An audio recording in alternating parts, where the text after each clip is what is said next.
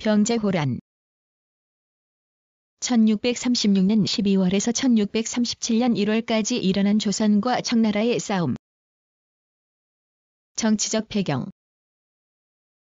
1623년 인조반정 이후 조선은 금나라를 배척하는 정책을 내세우자 1627년 후금은 조선을 침입하여 정묘호란이 일어나게 되었다. 이때 조선과 후금은 강화를 맺고 양국 관계는 일단락되었다. 그러나 1632년 후금은 만주 전역을 석권하고 명나라 북경을 공격하면서 친명 정책을 취하는 조선을 견제하게 되었고 배후의 안정을 위해 조선을 굴복시킬 필요성이 대두되었다. 후금은 양국 관계를 형제제국의 대등한 관계에서 군신지의로 고칠 것과 황금, 백금 1만 량, 전마 3,000필 등 세패와 정병 3만을 요구하였다. 전쟁의 직접적인 계기 1636년 2월 용골대, 마부태 등을 보내어 조선의 신사를 강요하였으나 인조는 후금 사신이 접견마저 거절하고 팔도에 선점 유문을 내려 후금과 결전할 의사를 굳혔다. 1636년 4월 후금의 홍타이지는 스스로 황제로 칭하고 국호를 청이라고 고쳤으며 조선이 강경한 자세를 보이자 왕자 대신 척화론자를 인질로 보내 사죄하지 않으면 공격하겠다고 위협하였다. 그러나 조선은 주화론자보다는 척화론자가 강하여 청나라의 요구를 계속 묵살하자 홍타이지는 이런 조선의 도전적 태도에 분개하였다. 전쟁의 전개 12월 2일 청나라 홍타이지는 청몽골 한인으로 편성한 10만 대군을 스스로 거느리고 수도 선양심양을 떠나 12월 9일 압록강을 건너 쳐들어왔다. 의주부 윤임경업은 백마산성을 굳게 지켜 천군의 침입에 대비하였으나 선봉장 마부대는 이 길을 피하여 서울로 진격하였다. 13일에서야 조정에서는 청나라 군의 침입 사실을 알았고 14일 청나라 군은 개성을 통과하여 한양 외곽에 이르렀다. 남한산성 피신 조정에서는 급히 판윤 김경증을 검찰사로, 강화유수 장신을 주사대장으로, 심기원을 유도대장으로 삼아 강화, 서울을 수비하게 하였다. 또 원임 대신 윤방과 김상용으로 하여금 종묘사직의 신주와 세자비, 원손, 복림대군, 인평대군을 비롯한 종실 등을 강화로 피난하게 하였다.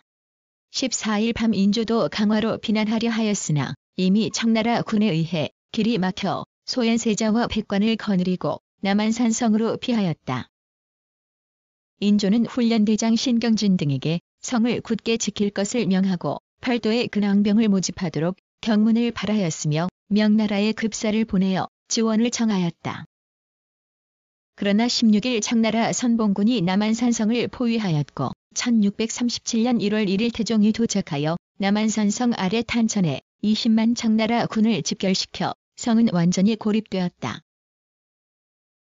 남한산성 항전 성내에는 군사 1만 3천명이 절약해야 겨우 50일 정도 지탱할 수 있는 식량이 있었고 의병과 명나라 원병은 기대할 수 없었으므로 청나라 군과의 결전은 불가능하였다. 또한 성 밖에는 청나라 군이 무고한 백성들을 죽이고 노략질하기를 일삼으며 어미는 진중에 잡아놓고 그 아이들은 추운 길바닥에 버려 거의 모두 굶어 죽고 얼어 죽었다.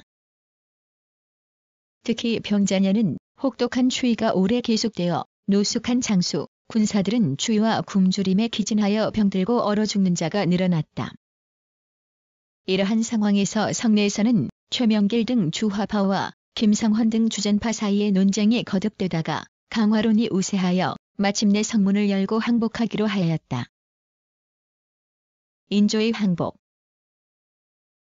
청나라 태종은 조선의 항복을 받아들이는 조건으로 우선 인조가 친히 성 밖으로 나와 항복하되 양국 관계를 악화시킨 주모자 3명을 잡아 인도할 것을 요구하였다. 때마침 강화도가 적에게 함락된 소식을 들어 어쩔 수 없이 최명길 등을 적진에 보내어 항복 조건을 교섭하게 하였다. 1월 28일 이에 청군은 용골대, 마부대를 보내 다음과 같은 강화조약 조항을 제시하였다. 1. 청나라에게 군신이 예를 지킬 것. 2. 명나라의 연호를 피하고 관계를 끊으며 명나라에서 받은 고명, 책인을 내놓을 것. 3. 조선 왕의 장자, 제2자 및 여러 대신의 자제를 선양해 인질로 보낼 것. 4. 성절, 정조, 동지, 첨추, 경조 등의 사절은 명나라에 따를 것. 5. 명나라를 칠 때 출병을 요구하면 어기지 말 것. 6. 청나라 군이 돌아갈 때 병선 신척을 보낼 것. 7. 내외 제신과 훈연을 맺어 화호를 굳게 할 것. 8. 성을 신축하거나 성벽을 수축하지 말 것. 9. 기묘년부터 일정한 세패를 보낼 것 등이다. 삼전도의 지역 1월 30일 인조는 세자 등 호행 500명을 거느리고 성문을 나와 삼전도에 설치된 수항단에서 태종에게 굴욕적인 항례를 한 뒤 한강을 건너 환도하였다. 청나라는 맹약에 따라 소현세자, 빈궁, 복림대군 등을 인질로 하고 척화의 주모자 홍익한, 윤집, 오달제 등 사막사를 잡아 2월 15일 철군하기 시작하였다. 이로써 조선은 완전히 명나라와는 관계를 끊고 청나라에 복속하게 되었다. 이와 같은 관계는 1895년 청일전쟁에서 청나라가 일본에 패할 때까지 계속되었다. 전후에는 많은 고아들의 수양 문제와 수만에 이르는 납치당한 이들의 속환 문제가 대두되었다. 특히 청나라군은 납치한 양민을 전리품으로 보고 속가를 많이 받을 수 있는 종실, 양반의 부녀를 되도록 많이 잡아가려 하였으나 대부분 잡혀간 이들은 속가를 마련할 수 없는 가난한 사람들이었다. 속가는 싼 경우 1인당 25에서 30냥이고 대개 150에서 250냥이었고 신분에 따라서 비싼 경우 1,500냥에 이르렀다. 속환은 개인, 국가 모두 그 재원을 마련하는 것이 큰 일이었다.